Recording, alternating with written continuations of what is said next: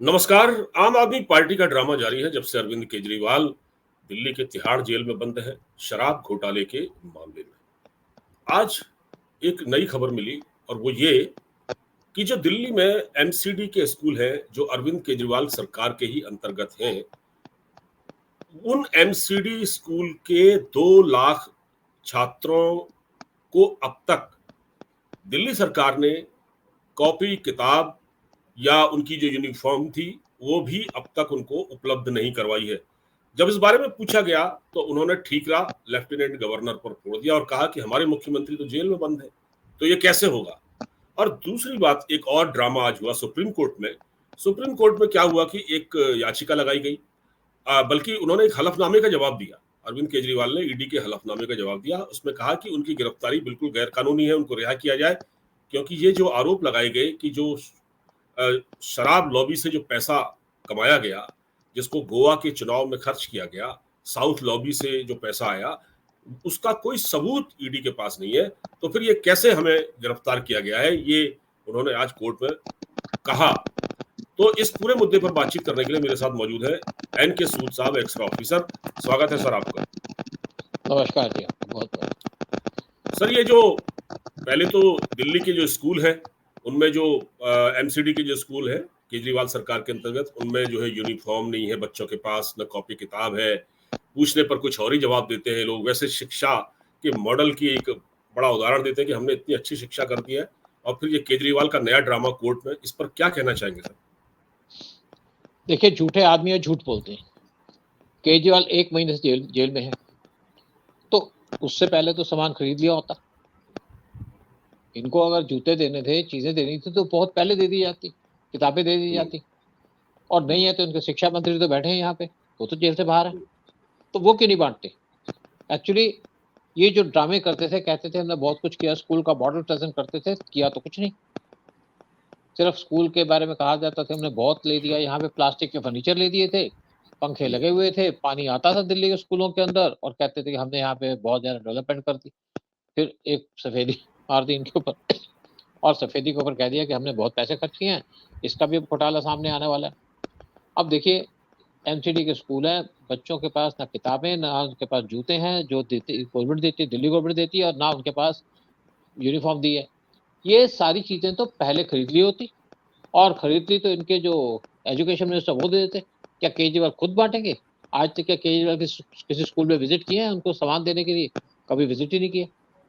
एक बड़ी पुरानी बात है कि ये एनडीएमसी के स्कूल में गए थे और वहां पे इन्होंने कुछ बातें की, वहां पे भी इनको गालियां पड़नी शुरू हो गई थी।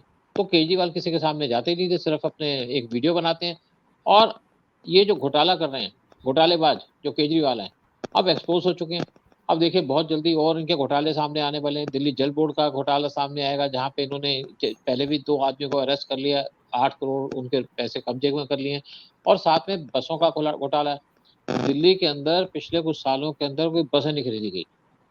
फिर इन्होंने एक ड्रामा किया था, हम 1100 बसें ले रहे हैं, और 1100 बसों का प्रपोजल दे दिया था। प्रपोजल पास हो गया, और जब ऑर्डर पर रिप्लेस किया तो 1200 बसों का दे दिया।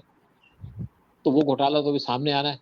और उसके बाद एक दूसरी बात थी कि जब कोई बस ली जाती है तो बस की मेंटेनेंस 3 से 5 साल तक फ्री होती है। वो कंपनी उसकी मेंटेनेंस करती है, खराब होगी तो रिप्लेस करेगी, नहीं तो उसको रिपेयर करेगी। इन्होंने उसके भी पैसे दे दिए, यानी कि अगले 3 से 5 साल तक अगर कोई बस खराब होगी उसके भी पैसे कंपनी को दे दिए। तो घोटाले तो भी बहुत हैं जो सामने आएंगे। और जो अब सारा ठीकरा जो है फोड़ रहे हैं एलजी के ऊपर, तो इसका मतलब है कि यहाँ पे गवर्नमेंट तो फंक्शनल है नहीं दिल्ली के अंदर। और अगर 1-2 और ऐसे स्टेटमेंट देंगे तो गवर्नमेंट के पास तो एक इशू आ जाएगा कि केजरीवाल जेल में है, दिल्ली की गवर्नमेंट चल नहीं रही, एलजी चला रहे, तो यहाँ पे प्रेसिडेंट रूल लगा दो। तो वो पॉसिबिलिटी है, क्योंकि ये जो काम करते हैं ज्यादा सोचते नहीं है, लंबी सोच नहीं है इनकी। अगर लंबी सोच होती तो केजरीवाल के पकड़े नहीं जाते, जेल में ना जाते। इन्होंने कभी सोचा ही नहीं था कि जेल में जाएंगे।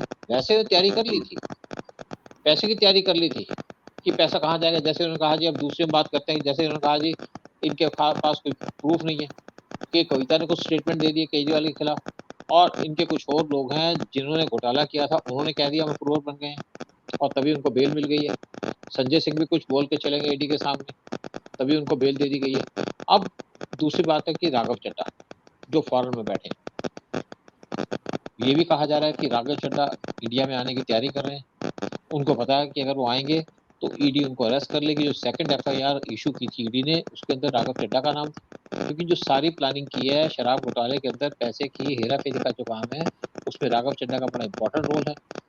और ईडी ने साथ ये भी कह दिया कि इनके पास 338 करोड़ जब जो खर्च किया इन्होंने उसका पूरा ब्यौरा है।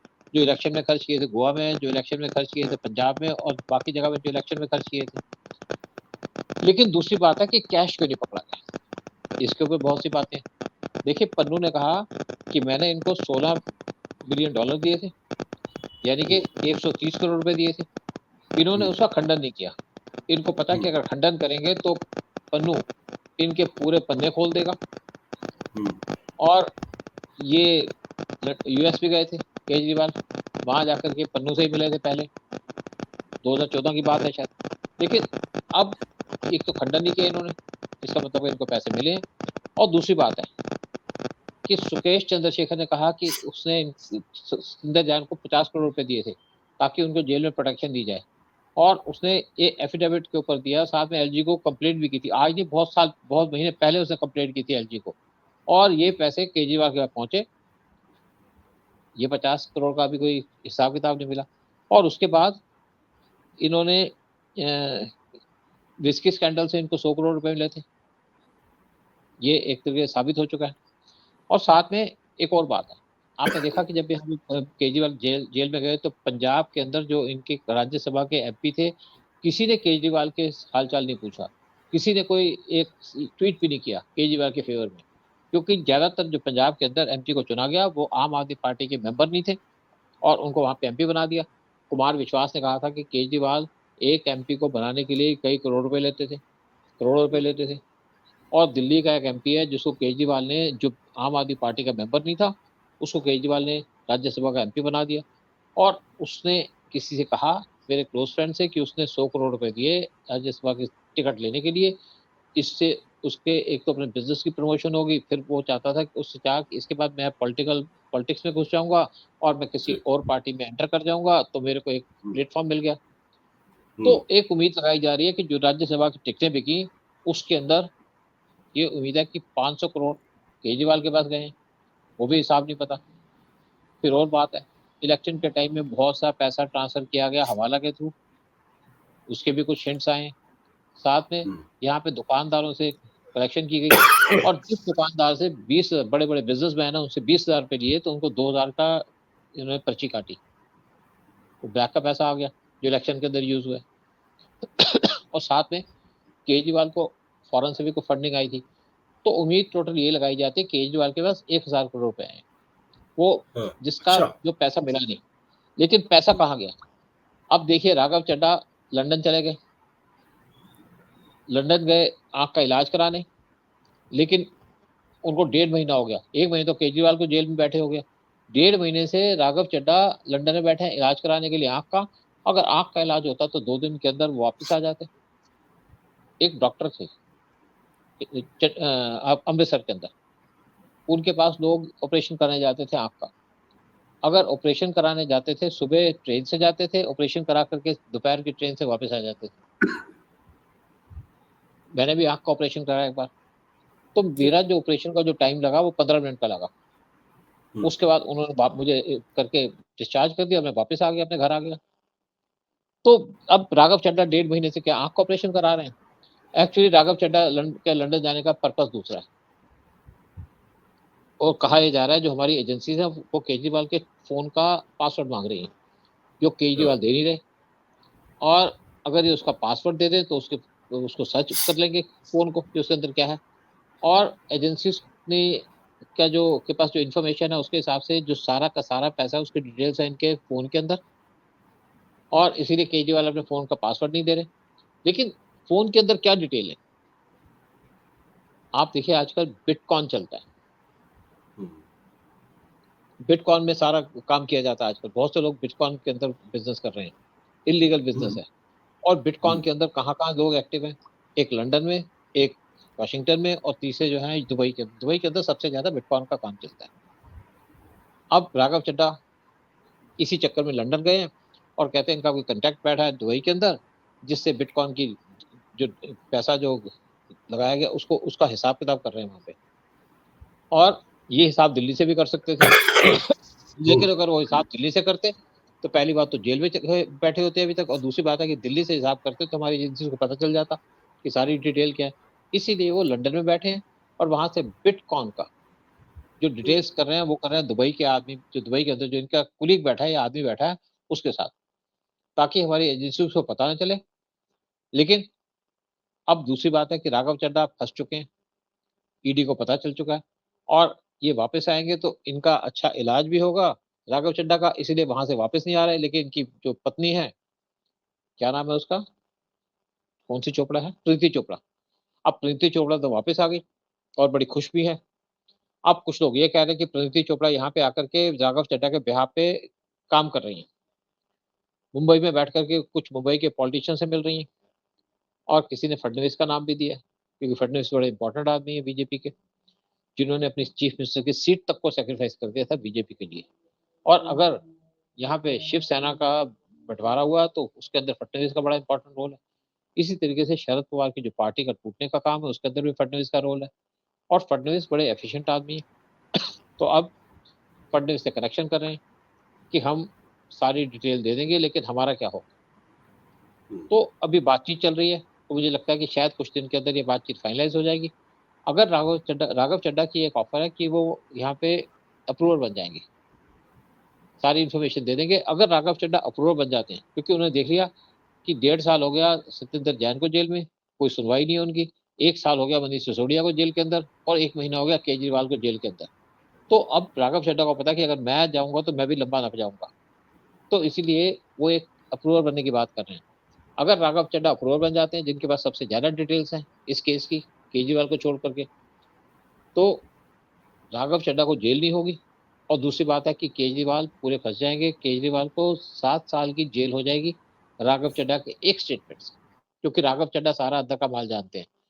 मनीष सिसोदिया को ये नहीं पता था कि कहाँ पे पैसा है, क्या उसकी कोडिंग है, ना सत्येंद्र जैन को पता था, लेकिन सारी डिटेल है राघव चड्ढा के पास, क्योंकि राघव चड्ढा एक चार्टर्ड अकाउंटेंट भी है और वो केजरीवाल के कुछ बिजनेस के चीजें भी देखा करते थे। केजरीवाल भी आप देखिए कि वो भी इनकम टैक्स में रहे हैं पहले, तो वो भी जानते हैं, लेकिन राघव चड्ढा के पास उनकी सारी डिटेल्स हैं और वो इन चीजों के अंदर की बातें जानते हैं।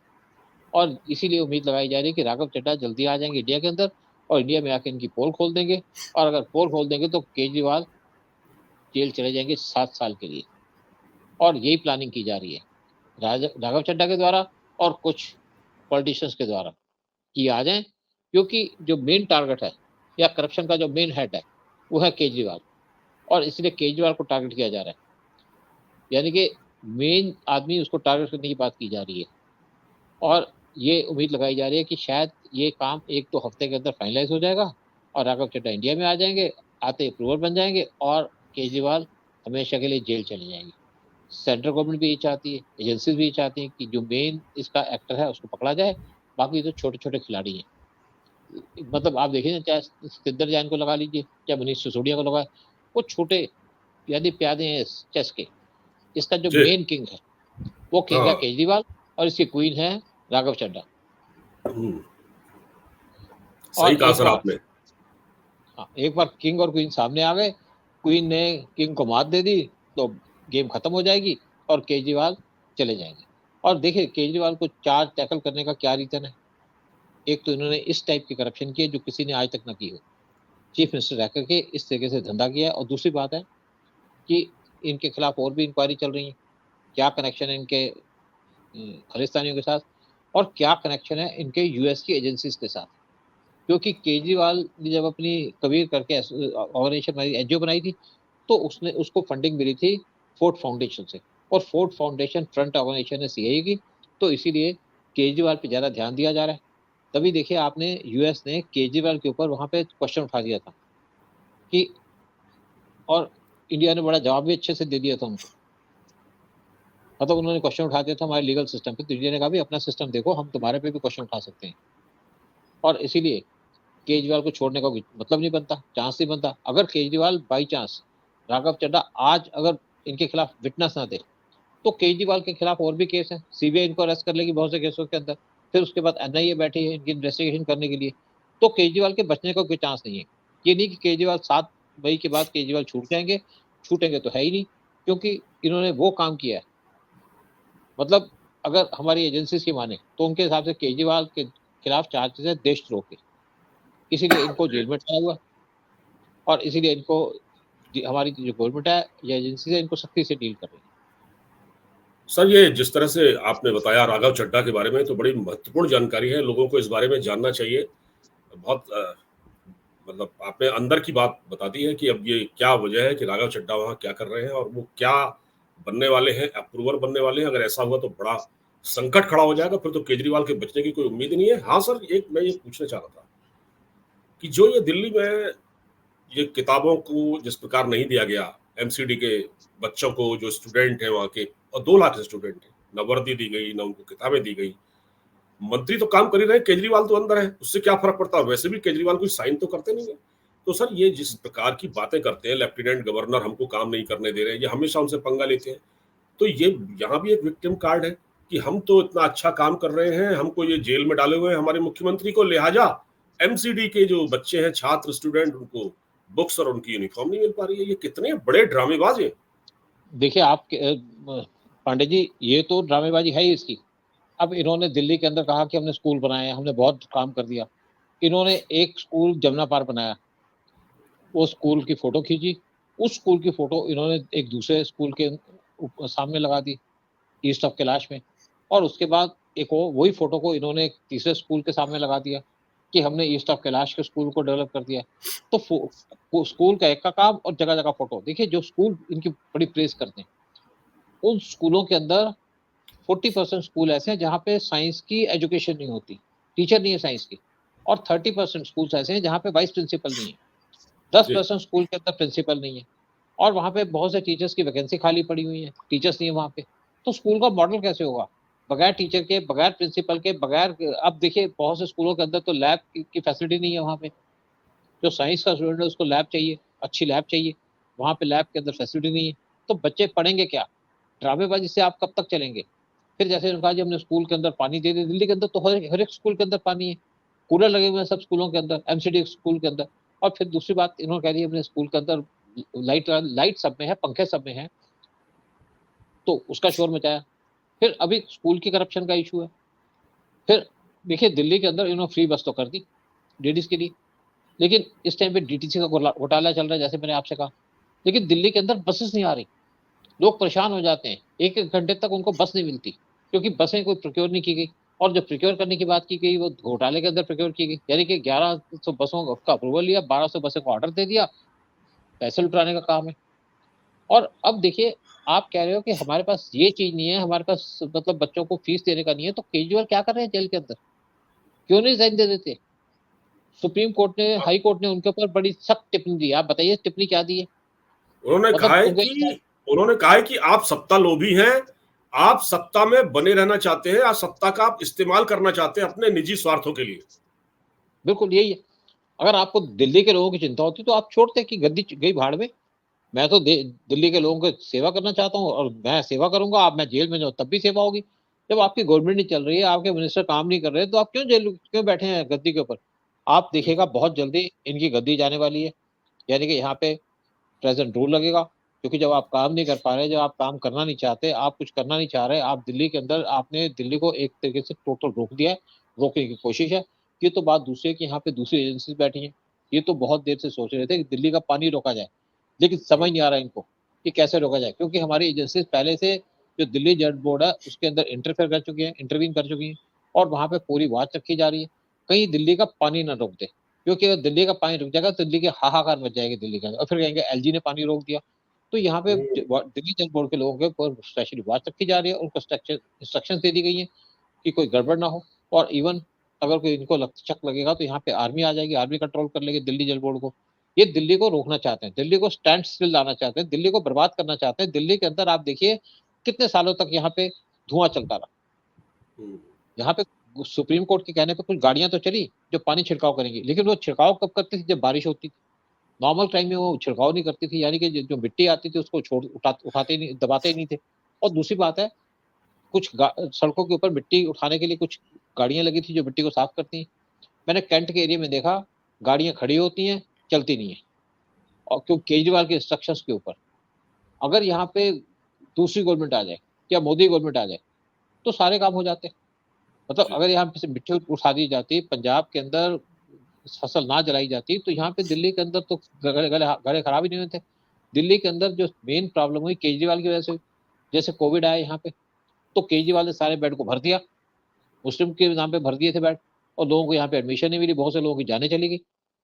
और उसके बाद यहाँ पे जब ऑक्सीजन आई तो केजरीवाल ने सारा ठिकाना फोड़ दिया सेंटर के ऊपर। तो सेंटर ने कहा हमने तो इतने पैसे दिए थे यहाँ पे ऑक्सीजन के प्लांट लगाने के, वो कहाँ गए? तो घोटाले तो भी बहुत आने हैं। और जैसे सुप्रीम हाई कोर्ट ने कह दिया इनके ऊपर कि तुम तो बेसिकली काम करना ही नहीं चाहते, तुम तो गद्दी के लोभी हो। और ये लोभी आदमी अगर लोभी ना होता तो आज जेल में बैठ करके गवर्नमेंट तो ना चलाता। कब तक चलाएगा?